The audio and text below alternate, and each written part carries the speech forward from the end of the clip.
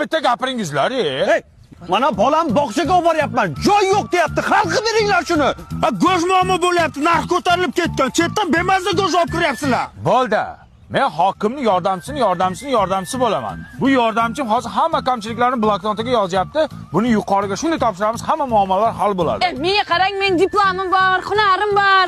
Bo'ldi, sizga ish kerakmi? Yo'q, menga kerak. Srochni iloji bormi? Bitta bo'lsin, zo'rdan bo'lsin, onasining ismini yozing. Yaz.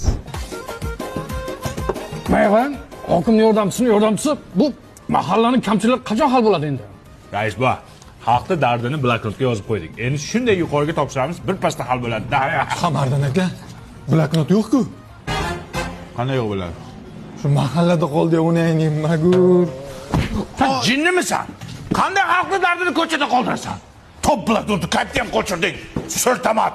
Ve tug'ilganingda miyangni o'ziga qilganmidi? Voy yordamchisi. Bizning masala nima bo'ldi? Nima edi siz masala? Go'sht. Ha, o'sha kun sizni masalangizni bloknotga yozgandik-ku. Bloknot uchun tegishli tashkilotlar kiryapti. Ha, kirganda ham yomon kiryapti. Qog'oz ber, qog'oz. Ber qog'oz yo'q ekan. Bolaligingda kindigingni to'g'ri kechganmidi sani? Ha, hokim yordamchisi. Bizning bog'cha masala nima bo'ldi? Bloknotga yozgandingiz. Sizning masalangiz hozir yuqorida shunaqangi yonyapti. Yonganda ham yomon Yomon lekin. To'g'risini ayt, qancha berib kirgansan ishga? Mulla aka, biz zakaz nima bo'ldi? Nima edi san zakazing?